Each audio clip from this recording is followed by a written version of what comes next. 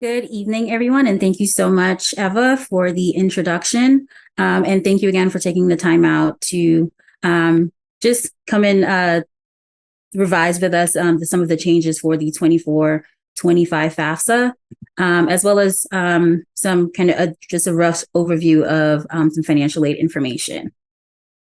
So first, I want to go over the goals of the financial aid office at William Patterson University. The primary goal of which is to assist students in paying for college, which is achieved by evaluating a family's ability to pay for educational costs, distributing limited resources in an equitable manner, providing a balance of gift and self-help aid, as well as implementing federal and state regulations for the college or university, which in this case is William Patterson.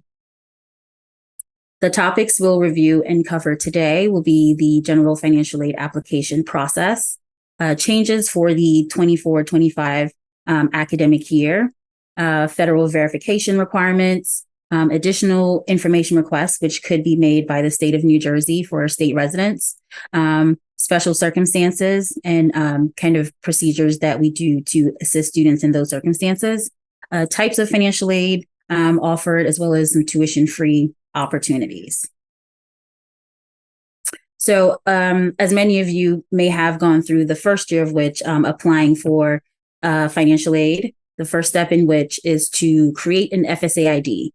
Now, the FSA ID is what is used to apply for the FAFSA as well as to sign the application once it is complete. New for the 24-25 academic year, all users or contributors to the financial aid application will need to complete an FSA ID. So previously there was one parent, and for example, I'll give an example. If a parent is married and they file separate and they have a student, previously only one parent was required to create an FSA ID and to sign the application. New this year, all contributors to the financial aid application will need to create an FSA ID and password to both sign the application as well as to submit their tax information, which we'll cover a bit more later. So step one is to create an FSA ID. No FSA ID, we cannot even begin to start the application. And I have some information here. All avenues lead to studentaid.gov. You can pretty much find anything centered around completing the FAFSA and any financial aid questions you may have at studentaid.gov. As well as any outstanding student loan balance thereof. The second step is to actually complete the application. Now, one variable difference from the application for the 23-24 academic year is that the FAFSA application is not yet open for fall 2024. That is because of the simplification changes, and the federal government has said that it should be available by the first week of December. So the FAFSA is expected to open for fall 24 on December 1st. Myself, as well as Eva's office, will be sending out additional notifications if that should change.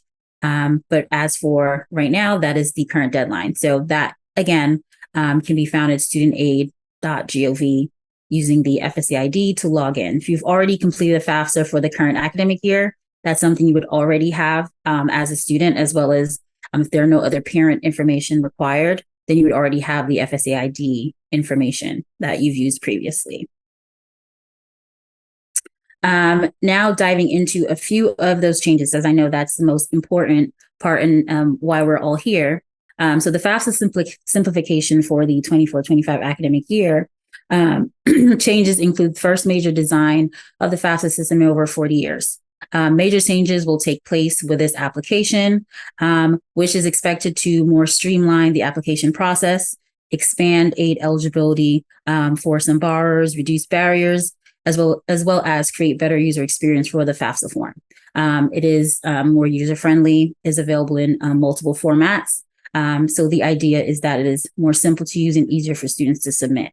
Some changes have been made as a result, which we'll go through step by step. And the when is December 1st. So that's the current schedule for when the FAFSA will be made available. Some notable changes, or the changes that for our purposes we'll be concerned with tonight. The first of which is that the application is much shorter. So the maximum number of questions a student and or parent would be presented with for the upcoming FAFSA would be 46. Now, some of these questions are dynamic, so there will be instances in which a parent and or student will have less than 46 questions to complete, but there's no longer over 100 questions to cycle through on the application. The FAFSA will now also be roles-based, meaning that a student, parent, or preparer may complete the FAFSA application. Once a student or parent, once a completer accesses the student aid website, they will have to select their role and start the application process from there, which we'll go into a bit more in a second. Once all required data has been provided and all sections have been signed, any role can submit the FAFSA. So previously, the student had to go back in and sign off on any changes that were made to the FAFSA. Because every section of the FAFSA, the student's section, any parent or additional parent will have to be signed prior to submission. Any changes made to a specific section only requires the signature of that specific updater. This FAFSA also introduces the concept of a contributor to the FAFSA form. Contributors are parents, other parents, a student's spouse, and the student when invited by a parent or a preparer. Contributors must provide the required information and sign the respective section for a FAFSA form to be considered complete. So previously, a student could submit a FAFSA without parent signature. At this point, once a student completes their section of the FAFSA application, it will require that the parent then go in and log in to the student aid website with their FSA ID and password and complete their section and sign and submit their section. Once all sections have been completed and signed, then the application will be considered complete.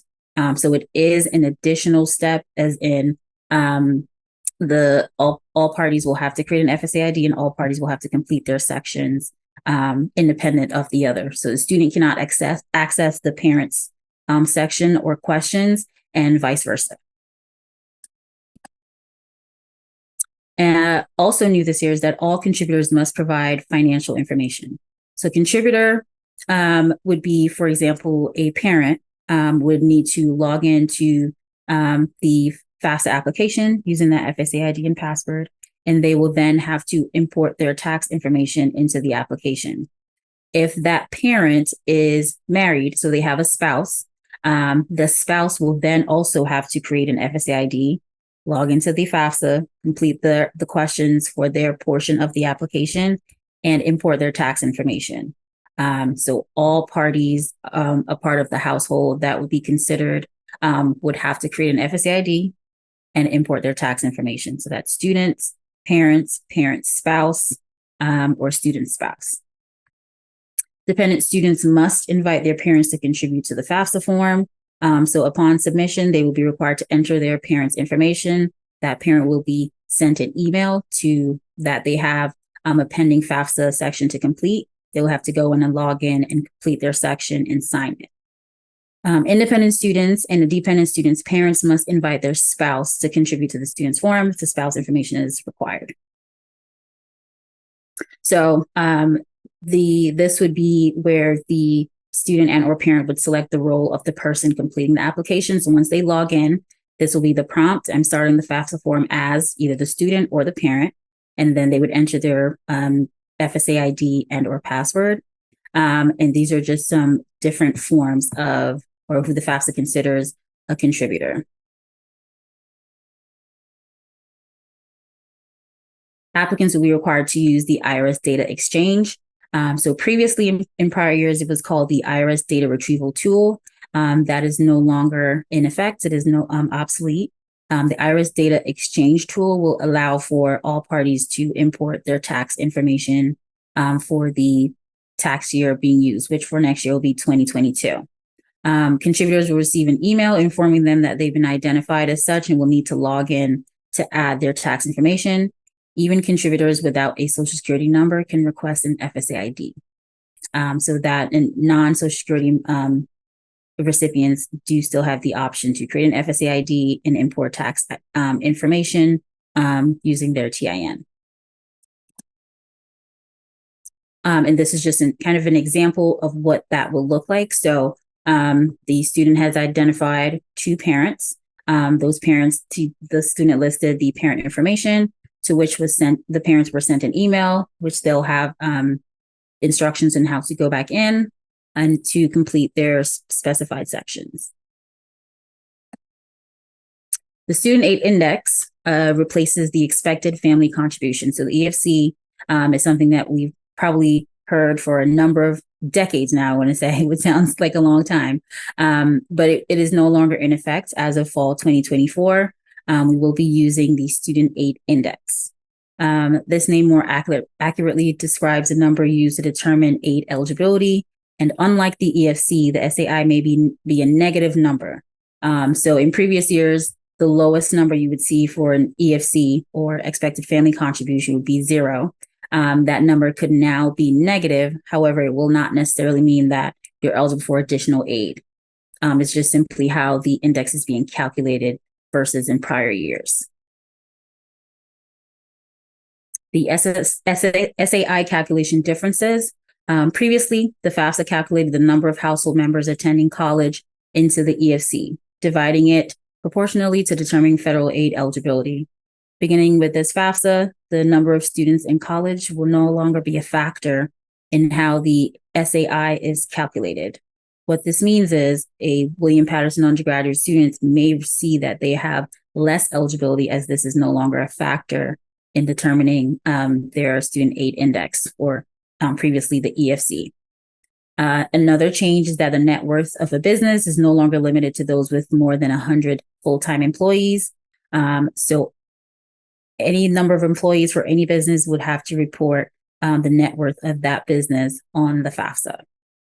The net worth of a farm now includes the value of a family farm. However, if that family home is the farm is a part of their primary residence, it is still excluded.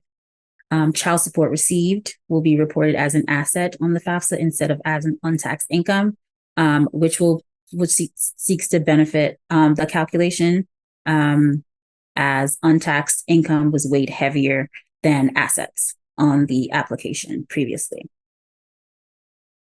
Another major difference is that for dependent students, financial information was previously only needed for the parent for which the student lived with most of the prior 12 months. With the new FAFSA, financial information will be required for the parent who provided the most financial support. So whether the student resides with that parent, or if that is not the parent that the student resides with, that is the parent that would be the parent of record for the FAFSA application, simply because they provide more financial support.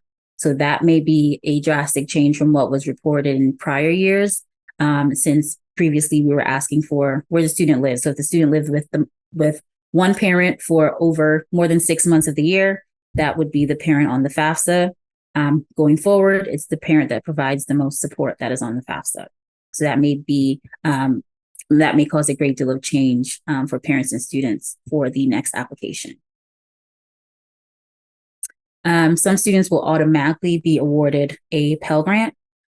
So one benefit of the SAI index is for families making less than 175% and single parents making less than 225% of the federal poverty level will see that they receive the maximum Pell Grant automatically. So for example, for a single parent household of 2 making a maximum of about $31,859, they will automatically qualify for the maximum Pell Grant. And so the poverty guidelines vary by number of people in the household and income. So that's something that you could take a look at, and you would know that you would automatically qualify for the maximum grant amount. That maximum amount for the current award year is $73.45, so $7,345 for the academic year.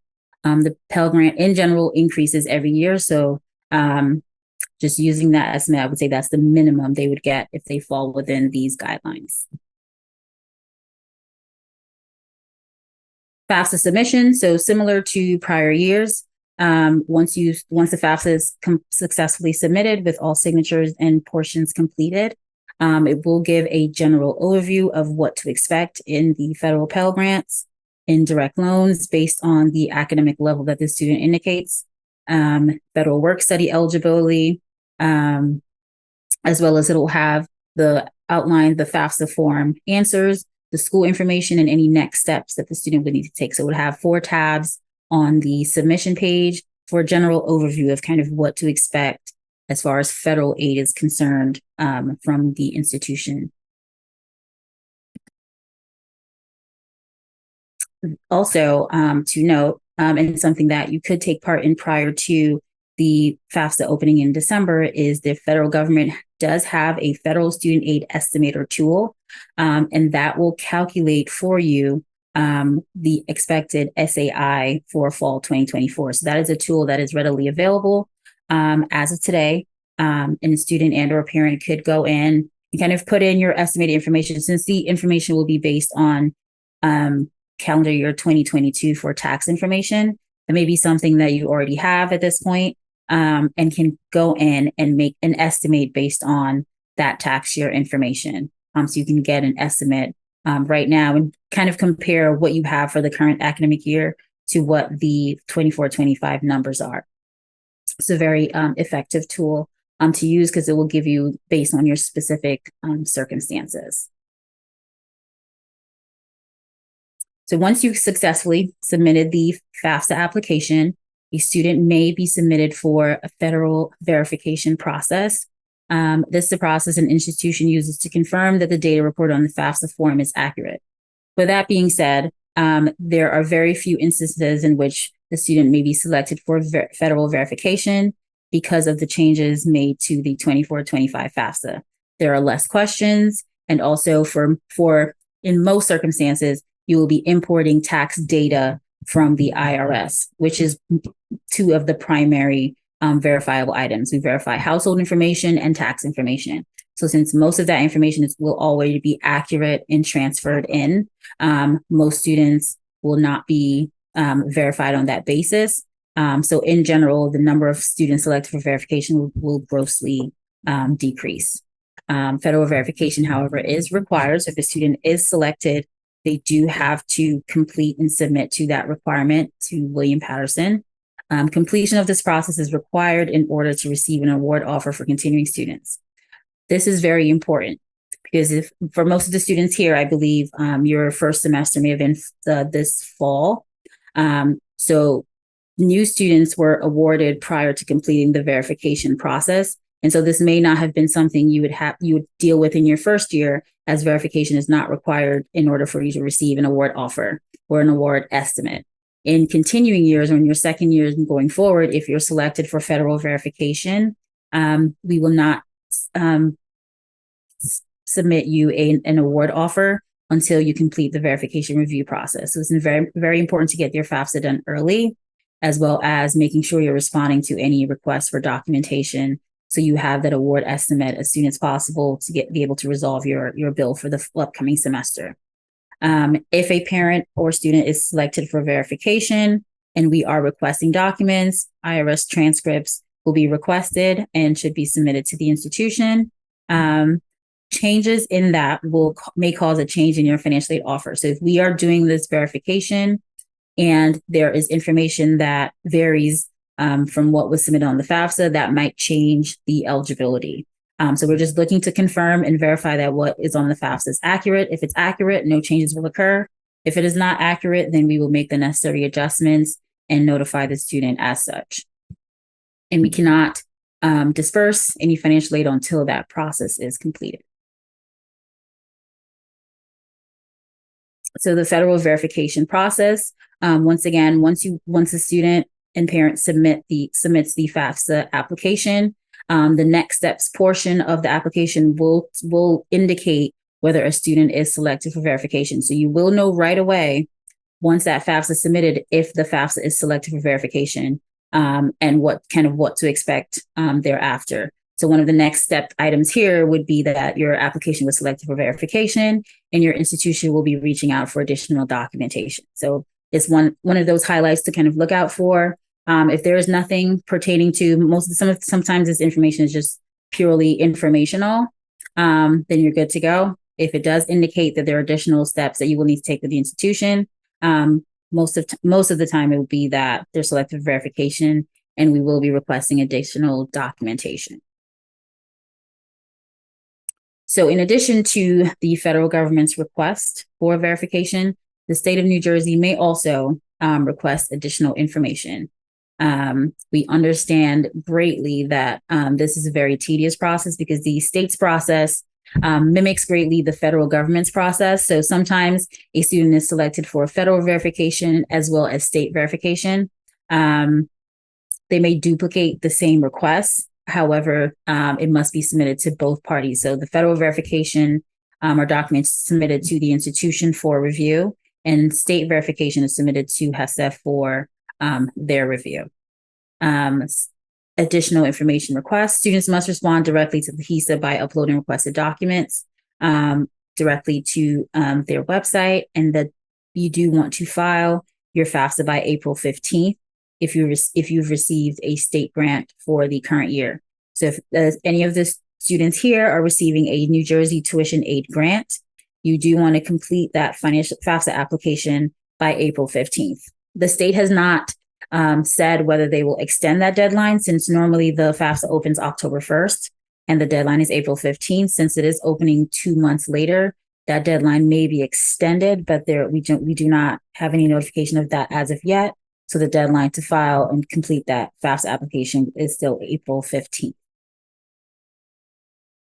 And this is the website that you would log into to complete any additional state requests. If you have not previously done so, you would create an account, and once logged in, it would prompt for any additional document requests. If you've dealt with HESA currently in this age year, then you would just use the same login to access that website. And now we'll move on to talking about situations for special circumstance. Primarily, what I would like to say is, since the FAFSA uses prior year data, meaning 2 years prior to the term of enrollment, there are situations in which a parent's financial situation or an independent student's financial situation changes drastically from the information that is being requested from the FAFSA. So, for example, the FAFSA is asking for 2022 tax year data, but in 2023, the family circumstances drastically changed and the FAFSA does not reflect that. That is something that the financial aid office could take a look at in the form of a special conditions request form. Most of those circumstances are outlined here: periods of unemployment, disability, retirement of a parent or spouse on the FAFSA, death of a parent or spouse, divorce or separation, loss of untaxed income, loss of unemployment benefits, loss of full-time work, and unreimbursed paid medical expenses. So we do have a process for that in the event that the FAFSA does not accurately reflect the students' and parents' current financial situation, which could make the student eligible for additional federal and or state aid. We'll go into a bit about the types of financial aid programs: grants, work study, scholarships, and loans are the 4 primary types of financial aid available to students. Grants offered by the federal government are the federal Pell Grant. Eligibility is determined by the FAFSA, so that's one of those awards that the FAFSA will spit out at the end and just say, this is your eligibility based on this information. So you will get some idea of your eligibility of the Pell Grant once you hit submit on the FAFSA. The Federal Supplemental Educational Opportunity Grant, the FSEOG, is an undergraduate award to students with exceptional financial need, and that is awarded by the institution to students with the highest need on a first come, first serve basis. The Federal Teach Grant, the Teacher Education Assistance for College and Higher Education, for students enrolled in certain teaching education programs. And we do, in general, work with the education department on eligibility requirements. It's generally for students in high needs who wish to teach in a high needs field for up to 4 years after graduation. They can receive a grant of up to $4,000 per year. That grant has some other stipulations, so we tend to counsel students greatly before accepting it, because it is a grant that may turn into a loan in the future if the students do not complete the service requirement in time. So that is an option, but it is an option that we counsel students greatly should they desire to accept. The New Jersey tuition aid grant is the state's grant and is the eligibility is determined by New Jersey State. Once you submit your FAFSA and you indicate that you are a state resident, the FAFSA application is automatically submitted to HESA, or the Higher Education Student Assistance Authority, for review, and they will determine your eligibility for that state grant. They will generally email the student any type of notice for additional information requests, similar to federal information requests from the university. There are also institutional and external scholarships, primarily for continuing students, because as new students, you are eligible for admission scholarships. As a continuing student, you would be eligible for donor scholarships through the Office of Alumni and Donor Relations. This is an application that opens March 1st every year that continuing students could apply for one application, and it qualify you for any scholarship that a student meets the requirement. External and private scholarships are scholarships that are made available by external organizations and may be individually resourced by the parent or student. So this is any external scholarship. Sometimes a parent's employer may offer scholarships to the student, a religious organization, or we have an external scholarship resource on our website, as well as there are external scholarship resources on studentaid.gov for any scholarships from private organizations that offer educational benefits. Other types of aid programs are loans. So there are federal subsidized and unsubsidized loans, the eligibility for which is determined by the FAFSA and the institution collaboratively. Subsidized loans are loans that do not accrue interest while the student is enrolled at least half time. Unsubsidized loans do accrue interest while the student is enrolled. And here are some of the current interest rates for the undergraduate loans are 5.5%. And for the plus loans, which are credit-based loans, federal credit-based loans available to parents of dependent undergraduate students, the interest rate for which for this year is 8%. There are also private educational loans, which are also credit-based loans offered by non-federal sources, such as banks, credit unions, private education loan servicers, et cetera.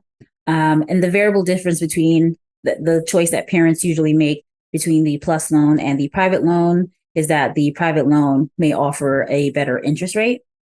So parents usually compare the two if they're getting a better interest rate with the private educational loans. The only variable difference we tend to discuss is that the federal loans tend to have less strict repayment terms, as well as more repayment options. So parents weigh those options when borrowing for either program.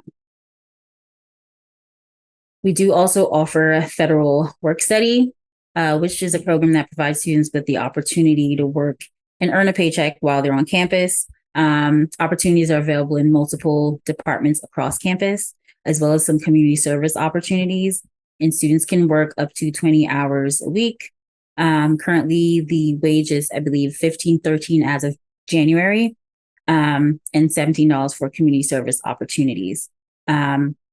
We do determine a student's eligibility if they have remaining need, and there are employment opportunities. They would have to attend a workshop. Jobs are not guaranteed, but placements depend on the student's schedule, their skills, federal or departmental funding, student initiative, and job availability. So that is another option that the student could work on campus, earn some experience in maybe an area of interest or an area that they want to explore, as well as something else to be more involved on campus and get familiar with different offices.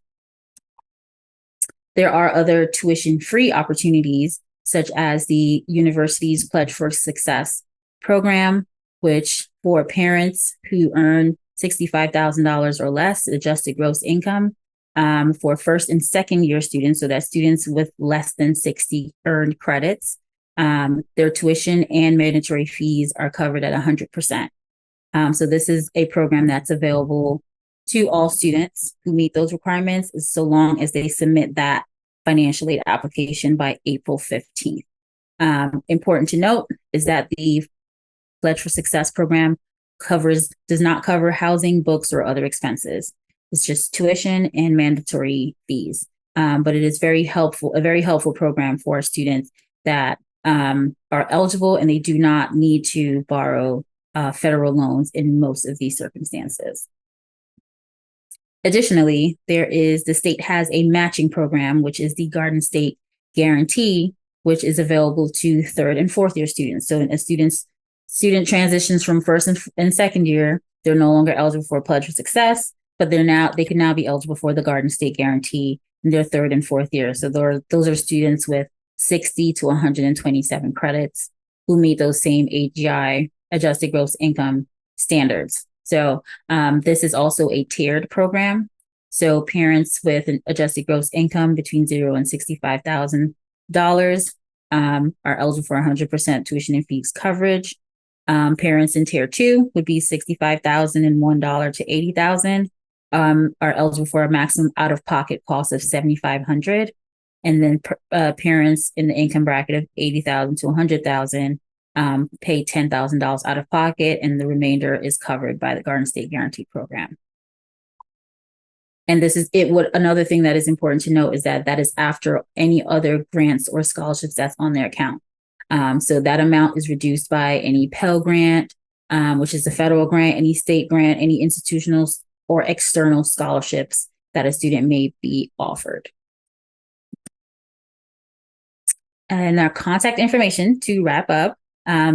All this information and more is available at our website, wpnj.edu/financial aid, as well as our Student Enrollment Services Center. We can be reached at 973-720-3945 and directly via email at finaid@wpunj.edu. Thank you. Any questions? All right. Thank you so much, Stacy. So yes, we actually have a few questions. Okay. The first one, when you were talking about that now there's a contributor, one of the questions was, even if you file jointly, and then there's a follow-up to that as well, what if parents file married together? So if they file married filing jointly, the information will be imported for that first parent. They have not given guidance as to whether that third parent still has to sign the application. I would think not, since it's a joint return. I know that the other parent still has to be listed. And because another parent has to be listed, they may simply have to create an FSA ID to sign the application. So they have to be listed at all on the application as a contributor or as a parent or spouse. Then they may have to still create an FSA ID to sign the application. Okay, so that was the other question. For 24-25, would both parents have to obtain FSA ID if they file taxes jointly? Yes. Okay, so the next question is, will the deck that was presented be distributed? Yes. We will distribute the deck as well as the recording. Yes. And then another question, when you were talking about the donor scholarship, WP applications opens March 1st every year. Where will you find that application? So I can answer that. So the application could be found via the institutional advancement webpage, but we will make sure that we send out information to everyone so that they can have the links and that you could share with your students so that they can complete the application. So the application process goes like, they will have to complete one application and it puts them in the pool to all the available scholarships. They may have to write like a paragraph saying why they need the application, and they will also need letters of recommendation. I don't know if there's anything else that Joanna and so Stacey most of the students, what they'll do is they'll wait till the end, and typically they'll wait till the end to do the application, and it's around the time where they have to start doing finals, and then they don't get to the essay piece, which is the most important part of the application. We don't penalize them if they don't get their reference letters in, but they have to make sure that they complete the essay portions and the components of the application. So as soon as the donor scholarship application opens, we're sending them emails. It's in the announcements, the William Patterson email announcements that we send daily. And it's also, like Eva said, you're going to be receiving information through this parent portal. So as soon as it opens, just encourage them to apply as soon as possible and get that essay done, because that one essay gets them into the group to be considered for the majority of the scholarships. The few select here and there require like secondary questions, but the bigger essay qualifies them for most scholarships. There's like 60 pages of scholarships, and some of them are like $2,000, $3,000 scholarships. So I would highly recommend that they complete it as soon as possible, not to wait till the end, because that's what they do. They wait till the end and then they forget about it. So another question, is a federal direct loan the same as a PLUS loan? No. So the federal direct loans are the subsidized and unsubsidized loans. So they're all federal loans. The PLUS loan is a loan that's available to only the parent. So only a parent can apply for a federal PLUS loan, and that is to subsidize to offset any balance the student may have outside of the loans that they were offered. So the students' federal subsidized and unsubsidized loans are available to students only, and the PLUS loans are available to parents only. So there's another question, but before we get into that question, now that Ms. Stacy is no longer presenting, you are more than welcome to unmute yourself and ask your questions. But if you feel more comfortable writing it in the chat, just so that everyone else that may have difficulty hearing can read it, then that will be good too. So the next question is a graduate student eligible for honors scholarship? Student is graduating this May and has been receiving academic and honor scholarships. Does that still apply for the graduate degree? It does not. So the honor scholarship is available at the undergraduate level for a maximum of usually 8 semesters. And once the student completes that undergraduate degree program, the honors program ends with that. What qualifies a student for honor scholarships? I would have to look up the exact requirement. I think it's posted on here. So there's a GPA requirement. I think it's 3.3. Joanna might know better. It's an application selection process. Yeah. So they have to apply into the honors program, and there's a set of requirements that they have to complete within the honors program. So it's not as simple as just getting the honor scholarship. They have to, aside from the academics, there's also a set of program requirements that they have to complete as well. There is a website. So if you do a search, they will, maybe Eva could put it into the screen. There is, and if your student has already started, there is a transfer process into honors as well. But it is a selection process, and there is a GPA component, as Stacy indicated. So in the chat, what I put is like the criteria to receive, like let's say an institutional scholarship, and and then how to apply for the honors program. I'm going to put that in the chat as well. Any recommendations for scholarships for graduate students, or do we research your scholarship on the website? Yes. So we do have an external scholarships list on our website. It's more extensively on the undergraduate level, but there are some graduate level external scholarship options there.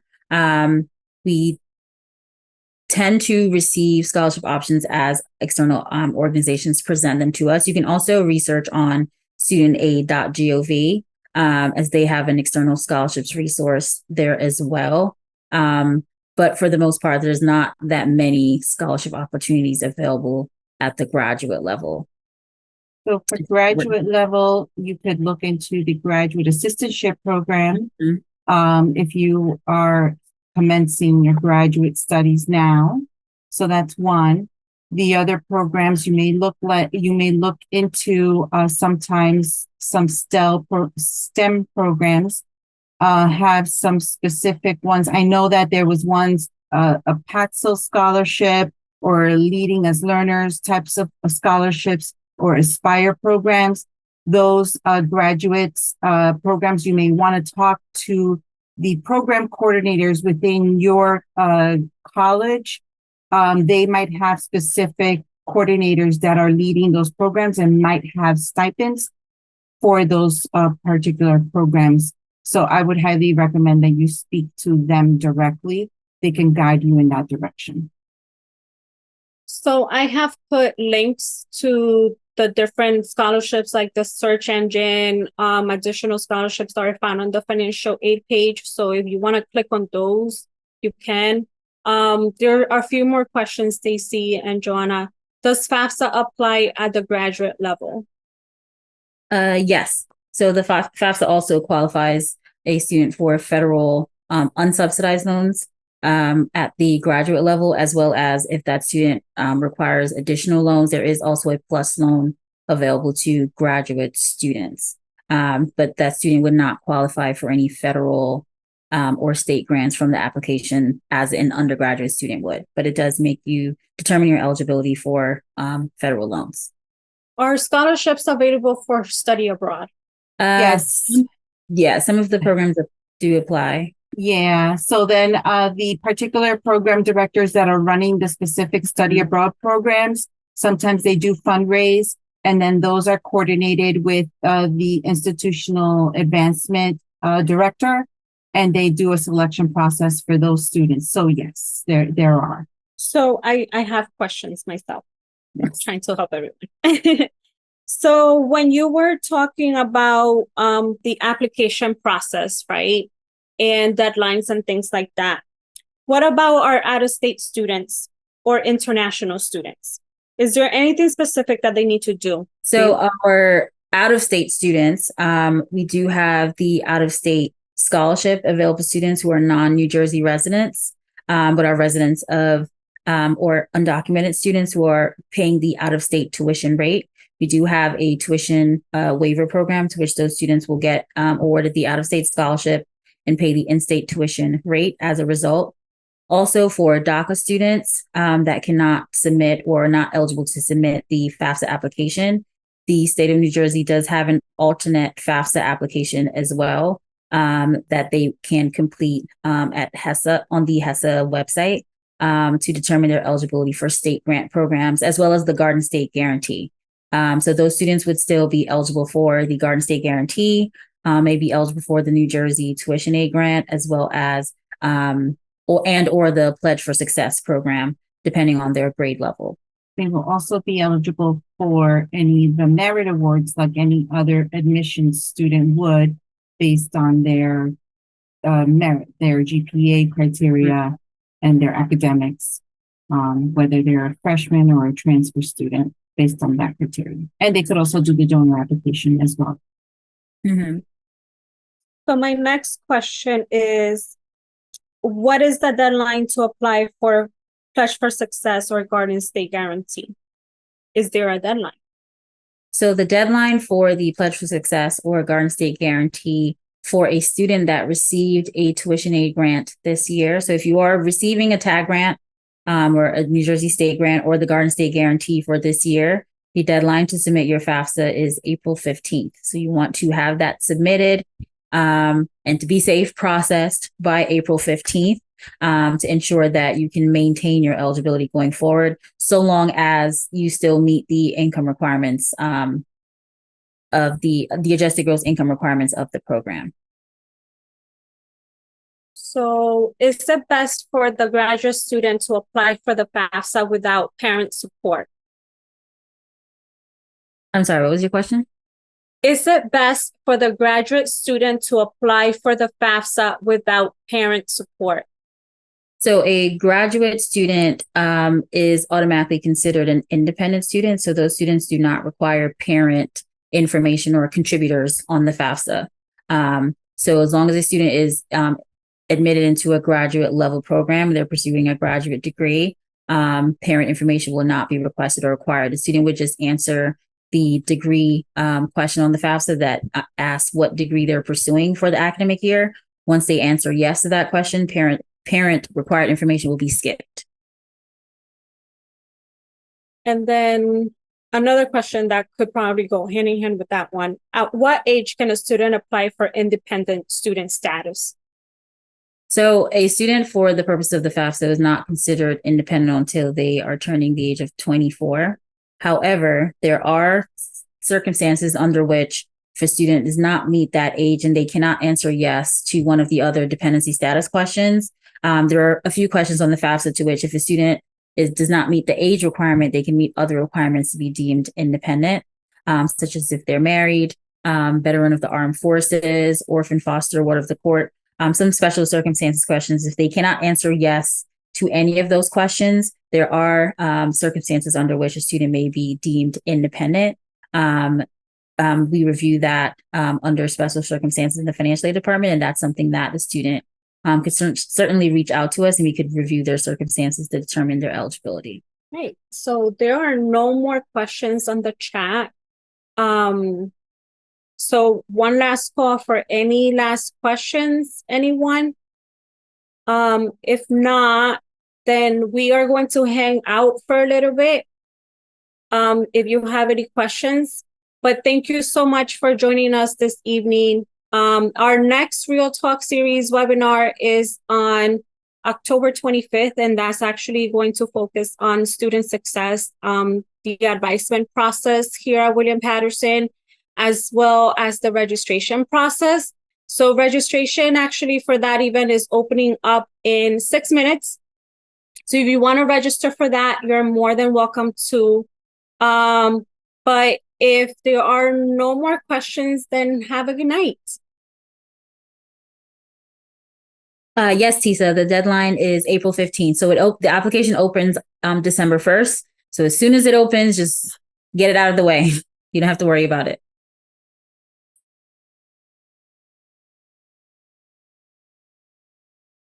Good night, everyone. Good night, everybody. Thank you so much for attending the event today.